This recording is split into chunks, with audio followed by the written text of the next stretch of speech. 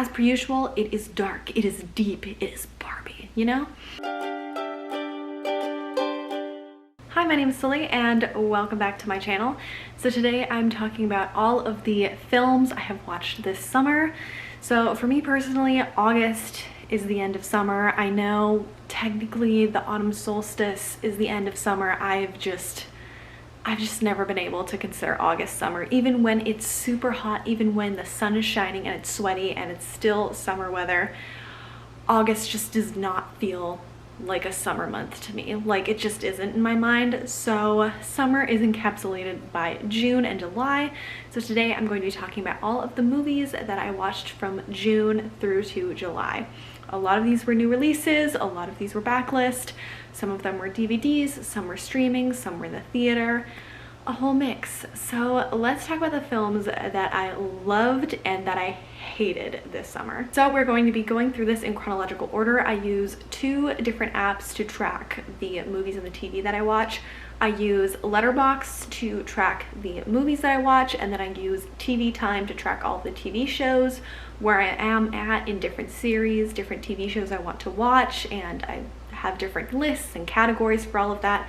But TV Time also does movies, and it tracks your time watching TV, which is fascinating. You don't even want to know how many months, yes, months of my life I've spent watching movies and TV shows. And not even all of them are tracked. I've tried to go back and like backtrack as many as I can, and I know I have still some missing. So it's a good time. But I'm going to be referring to my Letterboxd for this, since it has my journal of when I watched movies and it has all my reviews. So if you want to follow me on there, go ahead. The information and link will be down in my description. So starting off in chronological order, on June 2nd, I saw The Little Mermaid. So I gave this 4.5 stars, and the review is basically it's a national treasure, because it is. This film was so well done. I love how they expanded upon the story. Like, they still kept it true to the original. They still had the same heart and the same story as the original, but they added so much depth into both of the main characters, Ariel and Prince Eric. And then also all of the side characters, they just became so much more three-dimensional. They had passions and fears and wants and desires. And that also added so much more chemistry to Prince Eric with Ariel, because they had so much more in common. They each had like kind of their own desire to collect lost things, their sense of adventure, their interest in the world. Like, it was just great, because you could actually see like why they were so interested in each other and why they felt this connection, even though they basically just had like nonverbal communication through most of the film, which was great. It was beautifully done. It was so sweet and heartwarming. And I love how they gave overall like the setting more depth, and it was more realistic. It was beautiful, and it was a beautiful film. The one thing is that the song Scuttlebutt, which like they added some new songs, loved Prince Eric's like ballad, beautiful, amazing. I saw all the comparisons of him to Troy Bolton in High School Musical 2 when he's having his little moment on the golf course. It matches up beautifully. That was amazing. Some of the other songs were also great. I loved how they changed some of the lyrics. It was wonderful. But Scuttlebutt, I hate this song. I hate this song. I hate this song so much. The Scuttlebutt. I'm sorry. I hate it. I hate it. I don't think it's fun. I don't think it's catchy, inventive. It was so annoying. Why was it there? I hated that song. Besides for that, loved the film. Then on to June 3rd, I watched my DVD copy of Julie and Julia. So this film I give 3.5 stars, and in short, I thought it was a sweet film. The premise is there's this young woman living in this city. I think she runs like a hotline of some sort. Yeah, a hotline for people's complaints about insurance, I think. She hates her job. So she's trying to find a way out of it, a way to move up in life. All of her friends are literally terrible. And she decides to start a food blog, and she decides to do all of Julia Child's recipes in her book, The Art of French Cooking, and do them all within 1 year and blog the entire experience. As she's doing this, the blog becomes more popular, people start paying attention, and she starts feeling a little bit more pressure to really complete this challenge of hers and to do it well. Some of the recipes can become more and more complicated, and that's basically the premise of the film. I thought it was really sweet. I thought it was kind of heartfelt, lighthearted. It didn't really feel like a game changer. I wasn't like super emotionally invested. I just thought it was like a nice film, so 3 stars. Then on July 7th, I saw Luca, which I watched on Disney Plus, and this was the Pixar film. Literally my full review is it was fine. Like it was fine. I don't know, I've seen so many amazing Pixar films that are so like emotional and heartfelt, and there really is like this connection between the storyline and kind of like modern life. And this just like really fell flat for me. I don't know if it was just like, I've heard some like kind of meh reviews of it, and I try really hard not to like look too closely at reviews because I want to go in with an open mind and not kind of feel as if these reviews are skewing my opinion in one way. But this one, like, it was fine. Like, I watched the whole thing and I just felt kind of like and disconnected from it, and I really just wanted like a nice, fun, sweet escape, and this was just very bland for me. Like, I didn't really feel much with the story. Also, there's so many people that talk about how this is like a queer romance. How? I don't see it. I feel like calling it a queer romance is giving it so much more credit than it deserves. Like, maybe that was their intention, but I did not see that portrayed in the film at all. Like, maybe it was, which would be very exciting, but if it was, I wish they had just like actually committed more to it, you know? Ugh. Then on June 14th, I saw SpiderMan Across the Spider-Verse. Loved it. Astounding. Amazing. 5 stars. Oh my gosh, this film, like, so I watched the first one, really enjoyed the first one. This one, I think I just loved more. I don't know, it just drew me in more. I think the plot was fascinating. I love the whole multiverse situation that's going on, but then I really had no idea what more they would do with it. My goodness, they really did more with it. I had no idea where this film was going at all during the entire course of the film. No clue when it was going to end, what was going to happen next. Not a single clue. And I knew nothing going in, and my gosh, I was blown out of the water. And like the soundtrack, oh my gosh, the score for this film is so good. They had so many interesting like sound cues with certain things. I know one was like picked up by the Tic Tac for like the canon event sound, like, but there were so many other ones too throughout the film that just like really drew you in and made you feel like you were part of the experience. It was just so good. Then I rewatched How to Lose a Guy in 10 Days on June 16th. So I really enjoyed this film. I love this film. This is like a 4-star film for me. I've seen it many times. I think the scene where Catherine Hahn is pretending to be a therapist is the funniest thing of all time. Like, I will be cackling with laughter watching this scene. I think it is so funny, and that is seriously the best part of this entire film. I think it's fun. I think it's funny. It's a classic. On the 17th, I watched 80 for Brady, and I gave this 3 stars. Honestly, it's between a 2 and a 3 star for me. I watched it on Amazon Prime. I was really looking forward to watching this in theaters the previous month or a few months before, but they took it out of theaters so quickly. It's one of those things where there's like all of these major blockbusters that movie theaters know people will go to, and then they will dedicate like 15 time slots for those movies, like the big ones, and then the little ones get like one 11 a.m. slot for the day, like during the week. So, and they took it out so quickly. But like it was a very meh film. It's basically this group of older women who are really obsessed with Tom Brady and his football games, and they decide to go to the Super Bowl and see his game. And like that's really all you need to know. And like this is filled with like the funniest women in comedy and just legends And I think the script really did them a disservice. Like, there were funny moments, like it was kind of like an easy breezy funny film, but there were like some deep moments as well. There's a theme of cancer going throughout of it, and just about like life in general. But like, I don't know, it was just kind of, there were some moments where I was like, oh my god, ladies, like, no, he's not worth it. Like, I don't know, if you're into football, maybe this is like a really fun and exciting film for you. I'm not, so maybe I missed out on something, but I don't know, it was very meh. Then on the 18th, I watched The Patriot with some of my friends. So we watched this as kind of like a joke. I gave it 2.5 stars. I did not like this film at all. One of my friends, I think she just enjoys it for the bit. If you're watching this, Hannah, please let me know. I don't know if she actually like loves the film or just loves it for the bit. It's hard to tell. But I personally don't love it at all. I thought it was kind of a bad movie. Like, it wasn't good. Like, it's Mel Gibson.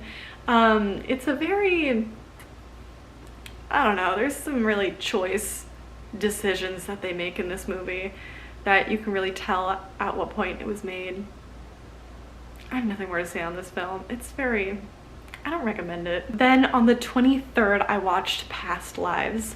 Oh my gosh, I've been so excited for this movie, and I finally got to see it, and it was so good. I gave it, what did I give it? 4.5 stars. Yes, give it 4.5 stars. Listen, I just don't give 5 stars to things unless it is like my personal favorite, which is hard. But like beyond that, like, this is an excellent film. I did not cry at the end. I got so close, but I did not, oh my gosh, but I did not cry. This is just like a very emotional film about 2 childhood friends who both grew up in South Korea. One of them moved away to the United States with her family when they were like 11, I think. And then all of a sudden they get back into contact many years later, and they start talking a lot and they reconnect, and it's kind of like seeing this relationship develop. And then it like jumps in time again and checks back in on them, and like that is the film. It's very much like about the characters, about their journey, about their relationship with each other. And my goodness, it was beautifully made. It was a beautiful film. On the 25th, I finally finished Don't Look Up. I started watching Don't Look Up in December 2022. I think that's when it came out. And I could not finish it. Like, I got maybe 45 minutes from the ending and I was like, this is not going to turn out great. I have a feeling I can't do this right now, because I was like just in the midst of grad school finals, and I did not have the emotional capacity to watch a like disaster film. So you want to know when I watched it? I watched it like either, I think it was like the next day after I finished my grad school finals. Like, literally, I finished my grad school finals, and either that night, like finals ever, like done with grad school, and then like the next day I was like, you know what I want to watch? I want to watch Don't Look Up. So I finished it, and it was very well done. I don't understand what Ariana Grande was doing in that film. Why was she there? Like, her character wasn't even like prevalent or really in it. I'm like, why is she here? It just felt very out of place. I did not get that at all. But besides for that, 4-star film, really enjoyed it. Loved the message that they were trying to convey, which like was in like a disaster comedy, dark humor kind of way, like very on point and funny. Also devastating because of how like accurate it feels. And yeah, very well done. Then on the 26th, I watched Elemental with my friend Claudia. So we saw this in very poor conditions, because this was, and I kid you not, on record the hottest day of the year, and I think it was like the hottest day within 10 years in like the area. And the AC in the theater was broken. So it was subpar conditions to view this film. Just keep that in mind, because I didn't love this. I was really excited to watch this. I could not wait, and I ended up giving it 3 stars. I I don't know, I was expecting a little bit more from the film. The plot felt a little bit disjumbled. It felt a little bit like it just kept on going and going and going, and there were like all these kind of like side things, and it did not feel very cohesive. The overall story, I don't know, felt like it was lacking. Like, I enjoyed what they were doing and where they were coming from. I really enjoyed that they had kind of their own little twist on climate migration, because that is literally my entire like master's degree is climate migration. So love that they tied that into a Pixar animated film. But like, I don't know, I just wanted more from this. I don't know if that's on me for having higher expectations. Previous Pixar films I felt more connected with. So I don't know if that's me or if that's the film. I loved reading afterwards about like the origins of the story of the film, and thought that was amazing, and how like the director and then the writer of the script, how they felt personally connected to the film. That was amazing, but I feel like it just didn't translate as well. And I thought there were a lot of like really funny, like punny moments in it, but at the end of it, I just felt a little yeah, which is a bummer. Then on the 28th, I watched No Hard Feelings. This film is the funniest film I have seen all year and in the last few years. This film was hilarious. I love this film. I gave this film 5 stars and a heart as one of my new favorites. I can't wait to own it on DVD, because this movie is so funny. Me and the rest of the audience in the theater, we were cackling with laughter. It was hilarious. It was so funny. So in the film is starring Jennifer Lawrence. Basically, the plot is that she is an Uber driver, but her car recently got wrecked, so now she's trying to find a way to fix her car so that she can keep doing her job as an Uber driver. And she lives in, I don't know if it's Cape Cod, but it's like one of those areas where all the rich people go on vacation, but then there's actual people that like live there, and there's like a huge wealth disparity. I don't know if it was Cape Cod or a similar area. It was definitely like New England-y area. Yeah, so that's how it starts off. And then this like 18-year-old's parents post a Craigslist ad looking for a girlfriend for their son. So in the ad, like, they're clearly very rich. They offer up the use of their car and to like get their car after like some woman helps this kid like get out of his shell before he goes off to college. Very wacky, very strange, very peculiar. You're like, oh, that's a little weird. And yeah, it is a little weird. My God, is it excellent though. My God, is it so good. The whole film is about her wanting to get this car. So she's like, yeah, sure, I'll like, you know, date the kid. And it's such a beautiful story, and it's so wacky and kooky and weird and freaking hilarious. God, it was good. Now we are finally moving into July. So June was packed full. July also full of movies. So let's get started. So on the 2nd of July, I watched my DVD of Brooklyn. This is with Saoirse Ronan. I've been wanting to watch this for so long. I literally have a digital copy of this as well that I got, I think, when it was discounted for like $2 on iTunes. I also have a physical copy now. So I've been wanting to watch this for a very long time. It also has Domhnall Gleeson as like a side character. So this is about a young Irish woman who gets a chance to move out of Ireland, out of her really small town. I think it's Ireland. Is it Northern Ireland? No, it's Ireland. She immigrates to the US, and this is in the 1950s, and she immigrates to Brooklyn. She's there like living in kind of a young woman's home with other young women who have like recently gotten into the city, and they're all kind of trying to find their way and figure out their lives. So she's also taking an accounting course while she's in Brooklyn, and she starts dating this guy. And the entire story is kind of about her life, some tragedies that happen along the way, and her decision of if she will move back to Ireland or if she will stay in Brooklyn. She ends up having a kind of a romantic interest who is back in Ireland, but then also the romantic interest in the United States, and it's kind of like this battle to see what she wants her life to be. It's beautiful. It's a little slow at times, but it's a really heartwarming film. It's really sweet. and I had a good time. What did I rate this? I don't know. I rated it 4 stars. Then I watched Asteroid City in the theaters. I saw this on the 3rd and I gave it 4 stars. So I've seen a few Wes Anderson films and I didn't love French Dispatch. I really enjoyed Moonrise Kingdom. Didn't know what was in store for me for Asteroid City. I really liked the trailer. I liked how it looked a little kooky, a little weird, very much in Wes's style. But then I don't know, for this one specifically, it felt like Wes Anderson was emanating Wes Anderson in it, like more so than usual.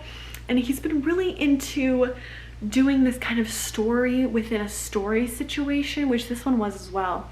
It was kind of like a play was being performed about this story of like aliens visiting this weird town and all of these kooky people that get caught up in it. His films are always more about all these different characters rather than the overall plot, but I feel like this one definitely had a stronger plot than maybe some other ones did. I think I'm just comparing this one to French Dispatch because that one was very much character specific.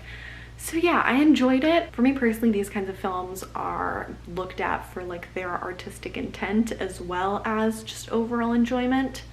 Some films are a little bit less artsy, a little less creative, but are still an amazing time. That doesn't make any better than the other, but I had a great time. I thought it was really interesting and enjoyed what Wes did and the overall characters. Everyone was very like neutral when they spoke, and I think that was very much an artistic intention, but it's not everyone's cup of tea. And then because I watched Asteroid City and I realized that I still hadn't seen Grand Budapest Hotel, on the 7th I watched my DVD copy of the Grand Budapest Hotel, and I've heard really great things about this. I've been meaning to watch it for years, and then because I'd just seen Asteroid City, I felt inspired. I was like, you know what, now's my time.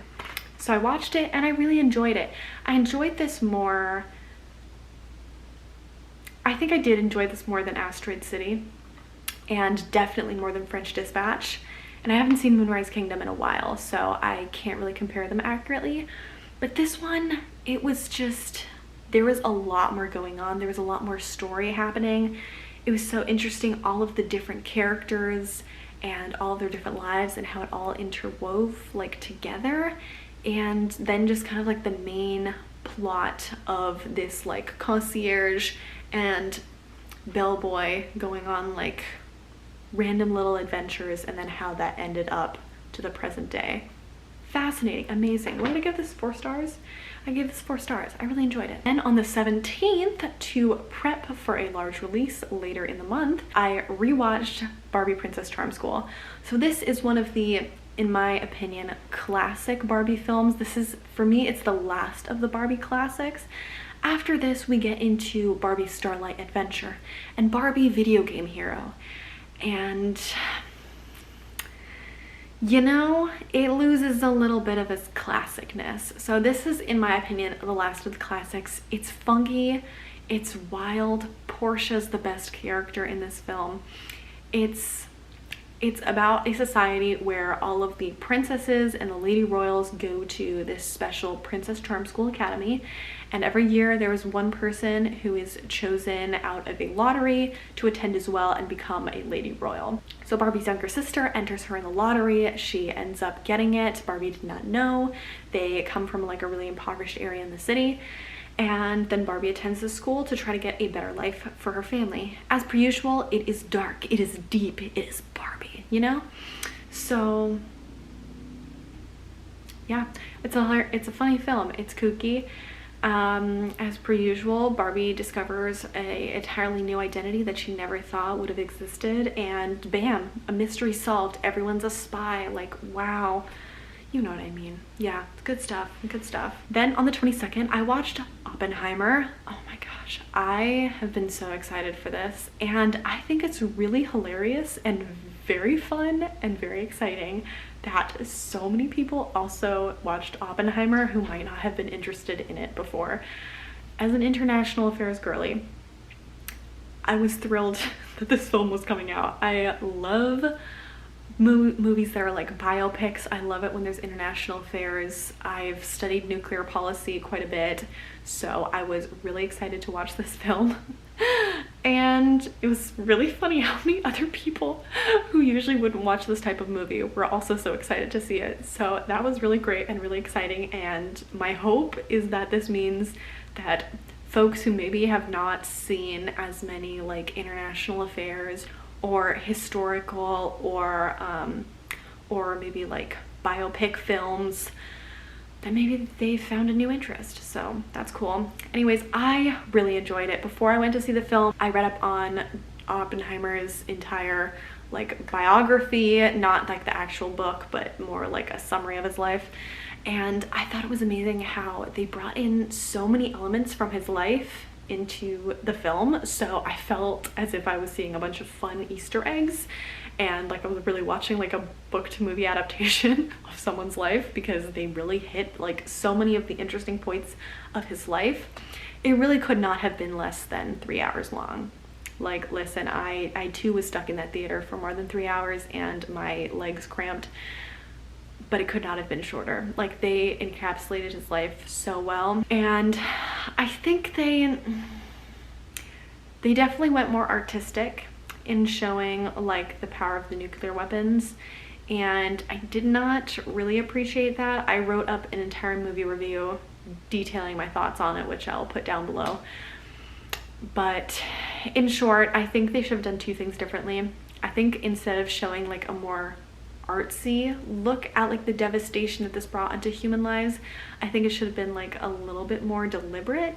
And I think they should have added in a message about the danger and the power of nuclear weapons at the end, because we are currently like, what, 90 seconds away from midnight?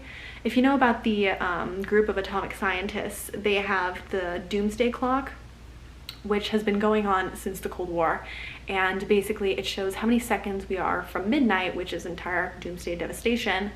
And we're currently 90 seconds away from midnight, which is the closest we've ever been to nuclear fallout. So yeah, not good. Christopher Nolan just went a lot more artsy with it, which I thought was beautiful on screen, but for this specific topic, it should have been a little bit more harder hit home. And they also did not go into at all like the devastation that this brought onto immigrant families and low income families, and specifically the Native and Mexican community that lived in Los Alamos, because that's kind of a large component of this story, and that was not brought in, which I was really surprised that they did not mention that at all throughout the film. But beyond those issues, I think the script was enticing and well done. I think the score was phenomenal, all of it. Like, it really brought in the pacing of the film and sped it up and slowed it down, so you were constantly engaged, and there was excitement and then down and then excitement again. And the acting was just phenomenal. Everyone did such a good job. Yeah. So then on the 23rd and the 24th, yes, the 23rd and the 24th, I watched Barbie. I was supposed to see it with two of my friends, but then there was like a delivery of a package situation that my friend had to miss the movie for a very good reason. But then I saw it with her the following day, which was great because I loved it. So I was perfectly happy seeing it 2 days in a row. What can I say about Barbie that hasn't been said before? I mean, I can't, because so many people have watched it, which is amazing. Greta Gerwig is now the top grossing female director from this film because it's such a blockbuster. I mean, it's still in like top worldwide numbers. Just amazing things. I think like this film brought together so much childhood nostalgia and then brought it face to face with like the modern world and modern reality in such a poignant way that you can tell really what age group this was. I mean, this is for all ages, but it's specifically for the people who played with not just Barbie, but just toys in general, and these more like classic nostalgic physical toys of when we were younger and like in the 90s and before, and those people today. And I think honestly, like, Greta Gerwig did such a beautiful job both encapsulating that young nostalgia, but then also making it so relevant and kind of putting up a mirror against our reality and the human reality. And this film is for everyone, it's for all genders, because it showcases how specifically toxic masculinity is negative for everyone and is a detriment to everyone and to society. If you don't agree with that, I mean, I don't know, maybe go see the movie again and try to be a little bit more open to it, because for me it's pretty clear. And it's just amazing how many references Greta Gerwig put into this film. I know for a fact she got inspiration from and references to like 30 or something films, maybe it was like 20 to 30 different films. And I can, even though I haven't seen all the movies that she references in it, you can very clearly see the moments where you're like, that feels kind of like an Easter egg for someone. The songs, the soundtrack, it was just fun. This movie is hilarious. It's heartfelt, it's emotional, it's hilarious. It's kind of just all those things. But I think what I loved about it the most is it really just kind of showcases that theater experience, which is the reason I love going to the movies and the reason I love movies. When you're in a theater and you're watching something and the collective audience experiences emotion together, because, you know, different people will laugh at different things will be emotional to other people. You know, people react and see films differently. But when you're seeing a film and you can feel the entire audience around you either laughing or crying or feeling touched by something or feeling scared for like thrillers and stuff, like that is a human connection that is just so amazing. And it is just such an amazing experience. So watching this film 2 days in a row, it was great because I could, on the second time, I could sense and feel when this like moment was coming up, and when everyone would burst out laughing and then everyone would go completely silent and you could hear like some sniffles and things like that. It was beautiful. Yeah, so what do you think I rated Barbie? I rated it 5 stars. I loved it. So the last films of summer, I watched Zoe 102 on July 27th. I was excited to watch this because I watched Zoe 101 growing up, and in anticipation of this film coming out, I started rewatching Zoe 101. So then I was like in like season 2 of the rewatch of Zoe 101, and then I watched Zoe 102. It is absolutely insane. It is ridiculous to watch actors within the same day. Like, I was watching this show and then I watched the film. It is ridiculous to watch actors grow up, and within like a 20-year age difference, all of a sudden they're in a film and they're in their 20s or like 30s and they're living life. So this film takes place in, I think they're in their 30s, they have to be. They're in their 30s and there's a wedding going on between 2 of the characters who got together in the show, which is just, oh God, it ties together so beautifully. And there's some unresolved feelings, there's some drama, there's some missed connections, and it all kind of comes together. And it's very much like modern day, you know? And so the show takes place in the early 2000s. It's very Nickelodeon. It's basically just a group of teenagers going to high school together and their experiences. And they did a really good job with this film. Like, I don't know, I was excited to watch it, but my expectations weren't that high. And they did a really excellent job. Like, I had such a good time. And it was amazing seeing how they built upon like the original characters, and they like were reconnecting after 20 years. Gosh, what a time. What a time. Maybe it was like 15 years. I don't know. And then the last film I watched this summer was on July 30th. I watched Haunted Mansion. So I tried rewatching the old Haunted Mansion, like I think last year with Eddie Murphy. I really wanted to watch it, and I just got so bored within 20 minutes that I never continued it. I still want to rewatch it. I'm sure it's good. I just lost interest in the first like 15 to 20 minutes. And if I'm not feeling a movie within like the first 15 minutes, then I'll be like, ah.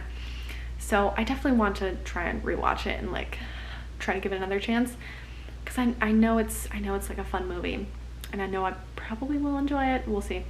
So anyways, this one was great. I was excited to watch it, and like they did a really good job. Like, they did better than I was expecting.